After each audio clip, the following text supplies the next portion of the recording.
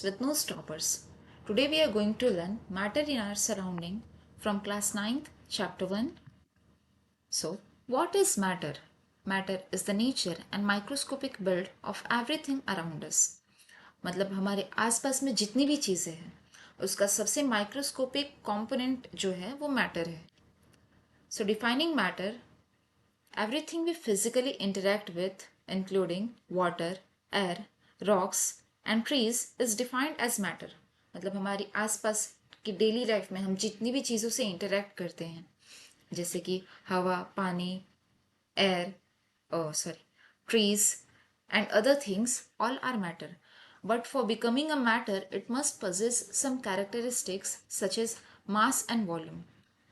Mass physical weight को कहा जाता है जिसमें किसी भी ऑब्जेक्ट के पास कितना अमाउंट ऑफ मैटर है वही मास को डिफाइन करता है. And volume is the space occupied by an object. मतलब कोई भी चीज़ एनवायरमेंट में कितना स्पेस ले रही है that is its volume. So we can say that anything which has mass and occupy space is known as matter. So historical perspective से देखें तो जो एंशंट इंडियन फिलोसोफर्स है उन्होंने मैटर को 5 तत्वों में बांटा है. जैसे एयर मतलब हवा, अर्थ मतलब पृथ्वी, फायर आग, स्काई आसमान और वाटर मीन्स जल. लेकिन मॉडर्न साइंस जो है वो मैटर को physical state and chemical nature के हिसाब से कैटेगराइज करती है. फिजिकल नेचर ऑफ मैटर के बारे में बात करें तो it has the particular analogy and mind boggling scale. The particulate analogy says that is matter continuous like a block of wood और particulate like sand. मतलब कि मैटर जो है वो लकड़ी के टुकड़े जैसा कंटिन्यूस है या फिर सैंड के पार्टिकल्स जैसा पार्टिकल नेचर का है. तो इस चीज़ को हम प्रूव कर सकते हैं थ्रू शुगर एक्सपेरिमेंट जिसमें हम क्या करते हैं सपोज 1 स्पून ऑफ शुगर को हम वाटर में डिसॉल्व करते हैं तो जो शुगर के पार्टिकल्स है वो उसमें मिक्स हो जाते हैं बट जो वाटर का लेवल है वो राइज नहीं करता है, ऊपर नहीं आता है. तो क्वेश्चन ये है कि वो शुगर के पार्टिकल्स एग्जैक्टली गए कहाँ जब वाटर का लेवल बढ़ नहीं रहा है. सो द आंसर इज कि वाटर एक लिक्विड है जिसके अंदर इंटरमोलिकुलर स्पेसेस होते हैं. उसके मॉलिक्यूल्स के बीच में कुछ स्पेसेस होते हैं. जो शुगर के मॉलिक्यूल्स है वो उन्हीं स्पेसेस के बीच में जाके कंबाइन हो जाते हैं. So this thing proves that the nature of matter is particulate or it has particle nature. Talking about mind-boggling scale, particles of matter are very tiny. मतलब कि वो इतने छोटे होते हैं कि हम उनको अपने आँखों से देख भी नहीं सकते हैं. It can B proof through dilution proof जिसमें हम क्या करते हैं कि कुछ क्रिस्टल्स ऑफ पोटेशियम पर मैग्नेट को वाटर में डिसॉल्व करते हैं. फिर उसके बाद हम उसके फर्दर डाइल्यूशन करते हैं. डाइल्यूशन मतलब कि हम उसमें से again let's say 10 ml of potassium पर मैग्नेट सोल्यूशन को हम अनदर ग्लास में डालते हैं जिसमें पानी क्लियर वाटर है, देन मिक्स करते हैं. फर्दर हम इसका डाइल्यूशन करते हैं. बट फिर भी आपको एट द लास्ट आपको देखने को मिलता है कि थोड़ा बहुत उसका कलर अभी भी पोटेशियम पर मैग्नेट के हिसाब से पिंकिश है. तो ये प्रूफ करता है कि पोटेशियम पर मैग्नेट के छोटे छोटे पार्टिकल्स जो थे मतलब थोड़ा सा जो अमाउंट है उसमें बहुत सारे पार्टिकल्स हैं. मतलब ये इतने छोटे हैं कि उतने से स्पेस में आप खुद को ऑक्यूपाई कर सकते हैं. So this thing prove that the natures the particles are very very small means it is very tiny. Talking about its microscopic scale, the particles that build our world are very microscopic, far below the range of normal vision. मतलब हम जितनी भी चीज़ों को देख सकते हैं उस हिसाब से जो मैटर है उसके पार्टिकल्स बहुत ज़्यादा स्मॉल है बिकॉज हम उनको अपने नॉर्मल आई से एक पार्टिकल मैटर के एक पार्टिकल को देख नहीं सकते हैं. जैसे एग्जाम्पल की बात करें तो एक रेन ड्रॉप जो होता है उसमें approximately 10 to the power 18 particles होते हैं वाटर के. और इस माइक्रोस्कोपिक साइज की वजह से जो वाटर के मैटर्स है वो स्मूथली फ्लो करते हैं rather than moving like sand grains और bulk. Matter has some key characteristics, including it has gaps. There are physical gaps between particles. This allows substances like sugar, salt, and oxygen to easily dissolve into water. मतलब कि जितने भी matter के particles होते हैं उनमें gaps होते हैं, इंटरमॉलिकुलर स्पेसेस होते हैं, तभी जो शुगर के मॉलिक्यूल्स है या सॉल्ट के मॉलिक्यूल्स है वो इजीली वाटर के अंदर डिसॉल्व हो जाते हैं without rising the level of the water. The second is matters, particles of matters are always moving. मतलब कि जितने भी मैटर के पार्टिकल्स होते हैं वो कंटिन्यूसली मूव करते हैं. Particles possess kinetic energy and move constantly. High temperature makes them move faster, speeding up mixing, that is diffusion. मतलब पार्टिकल्स जो है उनके पास काइनेटिक एनर्जी होती है. जितने भी मूविंग पार्टिकल्स होते हैं दे possess काइनेटिक एनर्जी एंड इस वजह से वो कंटिन्यूसली मूव करते रहते हैं. अगर हम किसी चीज़ का टेम्परेचर बढ़ाते हैं तो उसके पार्टिकल्स का काइनेटिक एनर्जी बढ़ जाता है और वो और ज़्यादा फास्ट मूव करते हैं और इस वजह से डिफ्यूजन होता है. Diffusion is the movement of particles from higher concentration to lower concentration. Third is matters particles of matters attract each other. So intermolecular forces keeps particles cohesive. जितने भी मैटर के पार्टिकल्स होते हैं उनके बीच में इंटरमॉलिकुलर फोर्सेस होते हैं, उनके मॉलिक्यूल्स के बीच में फोर्सेस होते हैं जिससे वो एक दूसरे को जोड़ के रखते हैं. अब ये जो फोर्स है वुड के अंदर सबसे ज़्यादा होता है और वाटर के अंदर थोड़ा वीक होता है और एयर के अंदर कह सकते हैं या तो है ही नहीं या तो बहुत कम होता है. Next will be talking about the three states of matter. So what are the three states of matter? The three states of matter can be solid, liquid, or gases. So, all the three states has some characteristics. It must possess these characteristics to be categorized into solids, liquids, or gases. The first property is shape and volume. So, solid structures do have definite shapes and volumes. मतलब जितनी भी solid चीज़ें होती है जैसे कि would है, rock है, इनके जो शेप्स होते हैं वो फिक्स्ड होते हैं और वॉल्यूम भी इनका फिक्स्ड होता है. But liquids has indefinite shape, means it takes the shape of the container and definite volume. मतलब जितने भी लिक्विड्स होते हैं उनका कोई फिक्स शेप तो नहीं होता है बट अगर इनको किसी कंटेनर में डालते हैं तो उस कंटेनर का शेप ले लेते हैं. And they has definite volume, मतलब कि अगर हम उनको एक कंटेनर से दूसरे कंटेनर में डाल रहे हैं तो उनका जो वॉल्यूम है वो सेम ही रहेगा, वो चेंज नहीं होने वाला है. But gases does not have fix shape and fix volume. तो उनके पास ना ही फिक्स शेप होता है ना ही कोई फिक्स वॉल्यूम होता है. It can B change any time. Second property is compressibility. जो सॉलिड के पार्टिकल्स होते हैं उनके बीच में उनके पार्टिकल्स एक प्रॉपर शेप में अरेंज रहते हैं, इसकी वजह से हम उनको कंप्रेस नहीं कर सकते हैं. But liquids can be compressed but not too much. And talking about gases it can be highly compressed. जैसे एग्जांपल की बात करें तो कंप्रेस नेचुरल गैस जो है सीएनजी, वो गैसेस को कंप्रेस करके बनाया जाता है. Third property is intermolecular space. जो सॉलिड के पार्टिकल्स होते हैं वो एक दूसरे से इतने ज़्यादा इंटरमॉलिकुलर स्पेसेस से कोहेसिव रहते हैं कि उनके बीच में कोई इंटरमॉलिकुलर स्पेसेस नहीं होते हैं. अब इस वजह से उनको ना ही हम कंप्रेस कर सकते हैं और ना ही उनका हम शेप चेंज कर सकते हैं. बट लिक्विड्स के मॉलिक्यूल्स के बीच में थोड़े बहुत इंटरमॉलिकुलर स्पेसेस होते हैं जिसकी वजह से हम उसके अंदर शुगर, सॉल्ट वगैरह को डिसॉल्व कर सकते हैं. एंड गैसेस के पास बहुत ज़्यादा इंटरमॉलिकुलर स्पेसेस होता है, so anything can go inside it.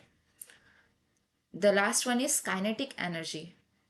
Solids का जो काइनेटिक एनर्जी होता है वो सबसे लोएस्ट होता है क्योंकि सॉलिड के जो पार्टिकल्स होते हैं वो बहुत ही कम मूव करते हैं क्योंकि उनके पास इंटरमॉलिकुलर स्पेसेस नहीं होते हैं. दैट्स वाई उनके अंदर सबसे कम मूवमेंट होती है और उनका काइनेटिक एनर्जी भी बहुत लो होता है.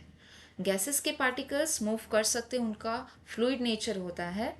बट एज कम्पेयर लिक्विड के पार्टिकल्स मूव कर सकते हैं but not more than gases.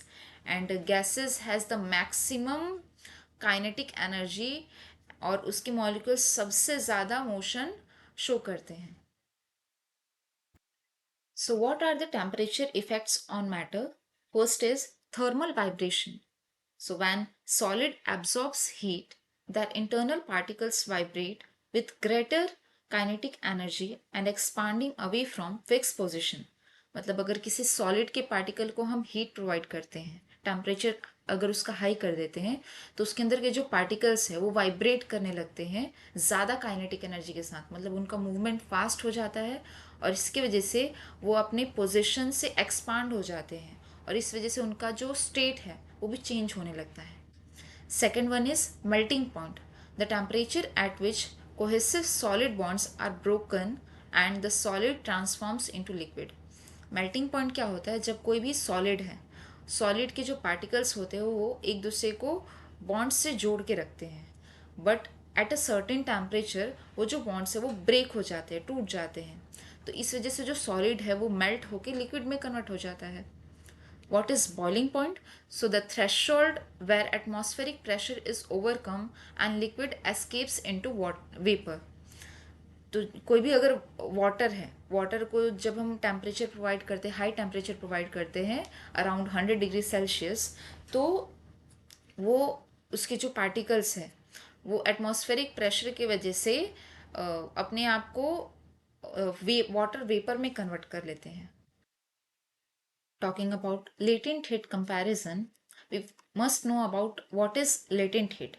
So, latent heat is the energy consumed entirely to break bonds at a constant temperature without raising the thermometer value. मतलब किसी भी matter का state change करने के लिए उनके बीच में जो बॉन्ड्स है उसको तोड़ने के लिए जो हीट रिक्वायर्ड होता है उसको हम लेटेंट हीट कहते हैं.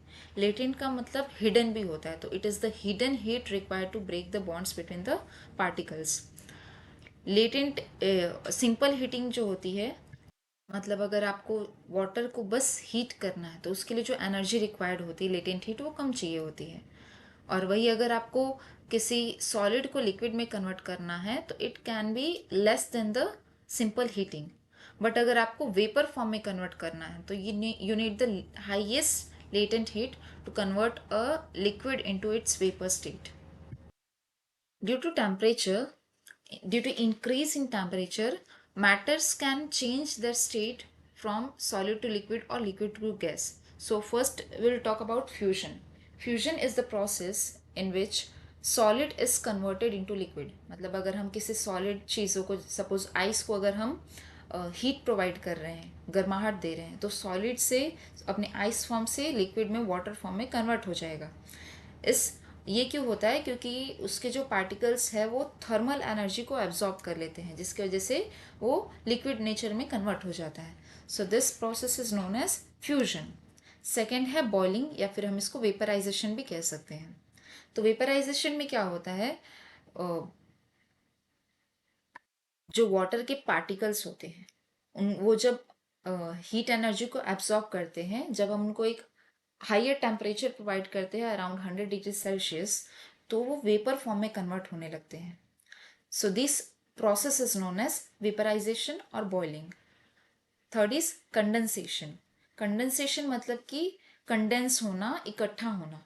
तो जो गैस के पार्टिकल्स है जब वो लिक्विड फॉर्म में कन्वर्ट हो जाते हैं, अगर आप मतलब गैस को लिक्विफाई करो, वेपर को अगर लिक्विफाई करते हो तो वो वाटर फॉर्म में कन्वर्ट होने लगता है. सॉरी, गैस को अगर आप कंडेंस करते हो, कम टेम्परेचर प्रोवाइड करते हो, तो लिक्विड फॉर्म में कन्वर्ट हो जाता है और इस चीज़ को हम कहते हैं condensation. Last one is sublimation. Sublimation मतलब अगर आप किसी सॉलिड चीज़ को डायरेक्टली गैस में कन्वर्ट कर दे रहे हैं बिना किसी लिक्विड स्टेट में जाए, तो उस चीज़ को हम कहते हैं सब्लिमेशन. जैसे कि कपूर है, कपूर को जब आप जलाते हैं तो कोई लिक्विड रेसिड्यू नहीं छोड़ता है, वो डायरेक्टली गैस के फॉर्म में कन्वर्ट हो जाता है. तो that process is known as sublimation. ये नैप्थलीन बॉल्स में भी हो सकता है जो हम कपड़ों के बीच में रखते हैं. Next is cooling effect of evaporation. So जो इवापोरेशन एंड बॉइलिंग है ये दोनों सिमिलर वर्ड्स है, but evaporation is completely different from boiling. Evaporation is a silent surface phenomena that occurs at any temperature below the boiling threshold.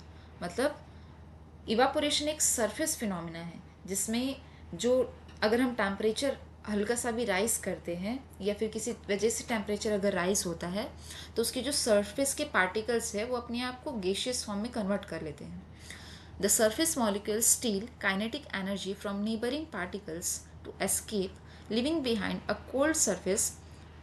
मतलब कि जो surface के particles होते हैं वो नेबरिंग पार्टिकल से, आसपास के पार्टिकल से काइनेटिक एनर्जी को एब्जॉर्ब करते हैं और एक एब्जॉर्ब करके वो वेपर फॉर्म में कन्वर्ट हो जाते हैं और इसकी वजह से एक ठंडा सा सरफेस छोड़ देते हैं. तो इस वजह से जो सरफेस है वो हमें कूल महसूस होता है. इस फिनोमिना को बहुत सारी जगह पे यूज़ भी किया जा सकता है, जैसे कि अर्थन कूलिंग पॉट्स में इस फिनोमिना को यूज़ किया जाता है.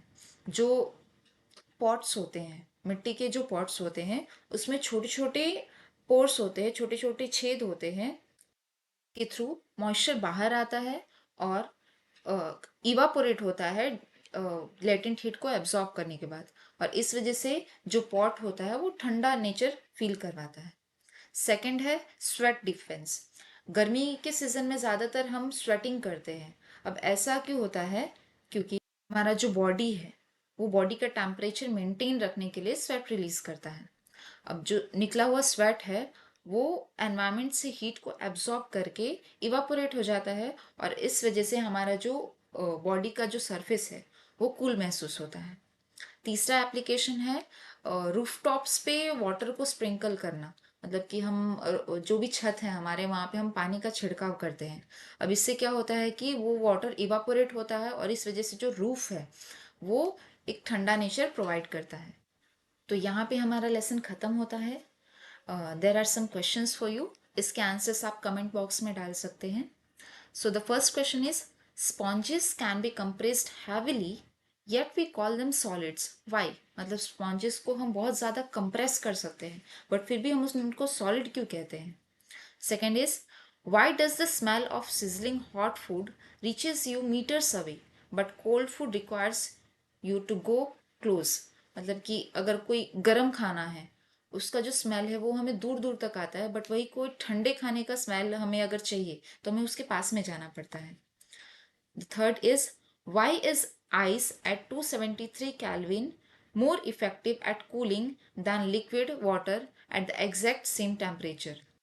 मतलब कि जो आइस है अगर उसको हम 0 डिग्री सेल्सियस पे रखें तो वो ज़्यादा कूलिंग प्रोवाइड करता है एज कम्पेयर टू अगर हम वाटर को 0 डिग्री सेल्सियस पे रखें तो वो कम कूलिंग प्रोवाइड करता है. What are the reasons behind it?